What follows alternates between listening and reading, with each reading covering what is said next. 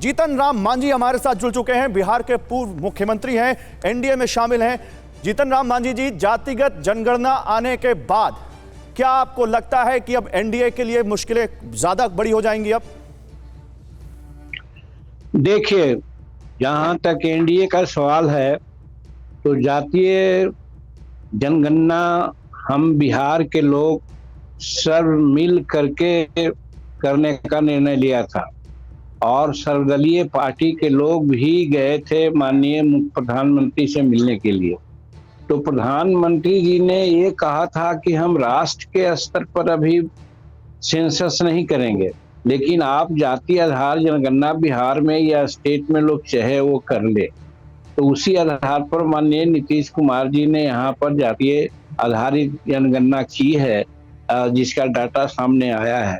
तो मैं समझता हूँ कि इसमें एनडीए के लोग खिलाफ हैं और दूसरे लोग पक्ष में हैं। कम से कम बिहार के परिप्रेक्ष्य में नहीं कहा जा सकता है। हम लोग सभी मिल करके चाहते थे कि यहाँ जाति आधार पर जो जनगणना होना चाहिए होना चाहिए। आपकी जो गठबंधन की सबसे बड़ी पार्टी है बीजेपी, वो तो कह रही है ये भ्रम फैला रहा है विपक्ष। हमने ऐसा नहीं सुना है, क्योंकि प्रधानमंत्री से जब बात हुई थी उस समय तो उन्होंने तो ऐसा कुछ नहीं कहा था। उन्होंने कहा था कि अभी हम जरूरत नहीं समझते हैं, जरूरत होगी तो हम देश स्तर पर सेंसस करा लेंगे। और सेंसस कराना और जातीय जनगणना में थोड़ा सा फर्क है। रही बात स्टेट अगर जातीय जनगणना कराना चाहती है तो जातीय जनगणना करा ले। तो इसमें नरेंद्र मोदी जी का या एनडीए गठबंधन जी को किसी प्रकार से हेल्ड करना उचित मैं नहीं समझता हूँ। नहीं तो अब क्या आप ये मांग करेंगे अपने गठबंधन में, अपनी गठबंधन की सरकार से कि जब बिहार के आंकड़े आ गए जातीय जनगणना के, तो अब राष्ट्रीय स्तर पर भी पूरे देश में जातीय जनगणना हो, जैसा कांग्रेस कह रही है? ऐसा कांग्रेस तो अपना कर रहे हैं, उनका अपना आधार है, लेकिन हम लोग एक व्यक्ति होकर के जब हम हैं आज एनडीए के साथ, तो एनडीए का सार्वजनिक डिसीजन होगा, उसके लिए बैठकें होगी, बातचीत होगी, विचार विमर्श होगा और उसमें तर्क वितर्क होगा और जो उचित समझा जाएगा वही किया जाएगा। हम समझते हैं किसी भी परिस्थिति में सेंसस कराने में भारत सरकार या भारत एनडीए के लोग नहीं विरोध करेंगे, ऐसा मेरे समझ में आ रहा है। ठीक है, बहुत शुक्रिया जीतन राम मांझी जी अपना कीमती वक्त हमें देने के लिए। अब मैं सीधे सारिका पासवान के पास जाऊंगा, आरजेडी से मेरे साथ जुड़ी हुई हैं। सारिका, जो आज आंकड़े आए हैं ये आप लोगों के लिए भी मुश्किलें खड़ी कर सकते हैं। अन्य पिछड़ा वर्ग जो कि सबसे ज्यादा है बिहार में, उसके नेता नीतीश कुमार हैं और आप पिछड़ों की राजनीति करते हैं, तो आप में और नीतीश कुमार के बीच में क्या कॉन्फ्लिक्ट नहीं पैदा कर देंगे ये आंकड़े? गौरव जी, हम ए टू जेड की पार्टी वाले और हम ए टू जेड की राजनीति करते हैं। सबसे पहले मैं गौरव जी बताना चाहूंगी कि जाति आधारित गणना की स्वीकृति जो है वो बिहार में दोनों सदनों से पास हुई थी और उसके बाद जब बिहार सरकार अपने खर्चे पे जाति आधारित गणना करवाने लगी तो बीजेपी वाले हाई कोर्ट से लेके सुप्रीम कोर्ट तक इन्होंने हलफनामा दायर किया ताकि किसी तरह से ये जाति आधारित गणना जो है वो रुक सके। लेकिन देखिए, आज 2 अक्टूबर को महात्मा गांधी जी की जयंती हम मना रहे हैं और आज के दिन ये ऐतिहासिक फैसला जो है बिहार से देखने को मिला। तो निश्चित रूप से आज बिहार के लोग तो खुश है ही, लेकिन पूरी देश की जनता आज चाहती है कि पूरे देश व्यापी जाति आधारित गणना होनी चाहिए ताकि वो समाज जो आज भी मुख्य धारा में नहीं आ पाया है उनको चिन्हित किया जा सके और सरकार जो उनके लिए कल्याणकारी योजनाएं बनाती है उन तक पहुंचाया जा सके। मुझे लगता है इसमें व्याकुल होने की जरूरत नहीं है भारतीय जनता पार्टी को, लेकिन ना जाने क्यों उनकी परेशानी बढ़ गई है। लगता है कि जाति आधारित गणना आ गई है। वाकई में वो कहते हैं कि हम सबके साथ लेके चलने वाले लोग हैं, हम सबका विकास चाहते हैं, तो भाई जाति आधारित गणना तो देशव्यापी होनी चाहिए ना। क्यों नहीं इस पूरे देश में आप जाति आधारित गणना करवाते हैं? क्यों नहीं उन तमाम लोगों के बारे में सोचते हैं जो आज भी पीछे पदान पे खड़े हैं? मुझे लगता है आज बिहार ने एक नजीर पेश किया है देश को और उसके पदचिन्हों पे अगर भारतीय जनता तो आप ये कह रही हैं कि बिहार की ये नजीर पूरे देश में लागू क्यों नहीं करती बीजेपी? मैं ये सवाल लेकर जाऊंगा, लेकिन मैं पहले हमारे साथ चुनाव विश्लेषक है धनंजय जोशी, उनके पास जाना चाहता हूं। धनंजय, अभी ये जो आंकड़े मैंने दिखाए इस जीतन राम मांझी जी से बात करने से पहले, उसमें अनुमानित आंकड़ों में और असली जो आंकड़े आए हैं इनमें बड़ा अंतर है।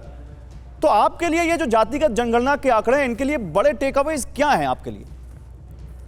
देखिए, इसके अंदर 2 बातें हैं। पहली बात तो जिले के लेवल पर, विधानसभा लोकसभा क्षेत्र के लेवल पर और राज्य के लेवल पर मोटा मोटी जो आंकड़े आए हैं बहुत ज्यादा सरप्राइजिंग नहीं है। पर होता क्या है कि जनरली जो जाति होती है, जो जैसे किसी एरिया के अंदर डोमिनेंट जाति होती है, यादव बहुली एरिया है, तो लोग बोलेंगे जी यहाँ 50% यादव है, बट एक्चुअली 50% यादव नहीं होगा, वो 30% होगा, 25% होगा। तो ये जनरली जो डोमिनेंट कास्ट है किसी एरिया के अंदर, तो वो अपने आप को जो है वो जनरल नैरेटिव के अंदर जो है वो ज्यादा दिखती है, ज्यादा डोमिनेंट होती है।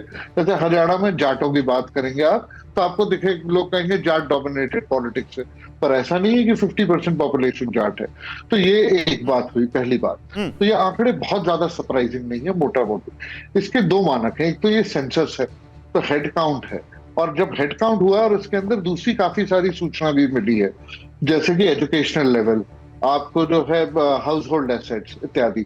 तो इससे जो रिजर्वेशन का और जो मंडल पॉलिटिक्स का जो बेसिक प्रेमाइस है कि आप जो है एजुकेशनली और सोशली बैकवर्डनेस को आइडेंटिफाई कर सके, वो जो है एक पॉलिसी लेवल पर वो प्रेमाइस पूरा होता है। ठीक है। तो मेरे ख्याल से पॉलिसी लेवल पर ये इंफॉर्मेशन होना जो है एक पॉजिटिव चीज है। ठीक है। दूसरी बात रही इसके जो पॉलिटिकल इम्प्लीकेशन है, तो इसके इलेक्टोरल और पॉलिटिकल इम्प्लीकेशन ये है कि जब आप एक यूनिफाइड हिंदू वोट की बात करते हैं तो उसके अंदर कास्ट का वेरिएबल जो है वो बहुत ज्यादा दिखता नहीं है। आप कहते हैं कि भाई इसके अंदर सब हिंदू हैं, 80%, 80 बनाम 20 है, जैसे कि कई बार ये बात होती है। जो ही आप उसके अंदर कास्ट के ब्रेकअप्स देखने लग जाते हैं तो आप देखते हैं कि अच्छा इसमें तो अपर कास्ट कुल मिला के 12-15% है, या फिर जो ब्राह्मण सिर्फ 3% है, ठाकुर 4% है, तो उदाहरण के तौर पर। तो ये जब एक बार ये जब आप तोड़ने लग जाते हैं उसे, तो फिर जब कास्ट कॉन्फ़िगरेशन बनते हैं तो वो जो एक ब्लैंकेट हिंदू मुस्लिम पोलराइजेशन के ऊपर जो एक राजनीति लेकिन धनंजय अब तो मेरा अगला सवाल इसी 80-20 पर से आगे से जुड़ा हुआ था। आपने बड़ा अच्छा मुझे यहाँ पर पैक दे दिया। देखिए 80-20 बनाम अब 84-16 कैसे हो रहा है, मैं ये अब दिखाना चाहता हूं। देखिए लगातार रिएक्शन आ रहे हैं। राहुल गांधी का एक ट्वीट आया है। कांग्रेस नेता राहुल गांधी ने बिहार की जाति जनगणना के आंकड़े जारी होने पर सोशल मीडिया प्लेटफॉर्म एक्स के जरिए खुशी जताई है। उन्होंने लिखा, बिहार की जातिगत जनगणना से पता चला है कि वहां OBC plus SC plus ST 84% है। केंद्र सरकार के 90 सचिवों में सिर्फ 3 ओबीसी हैं जो भारत का मात्र 5% बजट संभालते हैं। इसलिए भारत के जातिगत आंकड़े जानना जरूरी है। जितनी आबादी उतना हक, ये हमारा प्रण है। ये देखिए, ये आपके सामने आ गया राहुल गांधी का ट्वीट। भारत जुड़ेगा, इंडिया जीतेगा। राहुल गांधी कह रहे हैं बिहार की जातिगत जनगणना से पता चला है कि वहां ओबीसी एससी एसटी 84% हैं। तो आलोक शर्मा जी, यही सवाल है। 80 बनाम फीसदी को आप कहते हैं कि वो लोग बंटवारा करते हैं, आप यहां पर 84 बनाम 16 में बांट रहे हैं, तो इंडिया जीतेगा, लेकिन क्या भारत कैसे जुड़ेगा? जब इतने बटेंगे तो कैसे जुड़ेंगे? ये देखिए, ये सामने ग्राफिक्स में हम दिखा रहे हैं, उनका 80-20 तो आपका भी तो 84-16 सामने आ गया, आपने भी तो बांट दिया। देखिए, मुझे लगता है कि जाति हो या धर्म हो, वो एक देश की वास्तविकता है।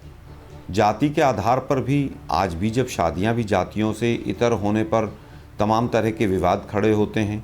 जब एक चीज़ वास्तविकता है तो कास्ट सेंसस से इतना परहेज क्यों है? हमने किसी को जातियों को नहीं बांटा, हम तो केवल वास्तविकता जानना चाह रहे हैं। राहुल गांधी जी ने नहीं कहा कि 16% हमें वोट मत देना है, 84 हमें वोट मत देना। बीजेपी के तमाम लीडर्स कहते हैं।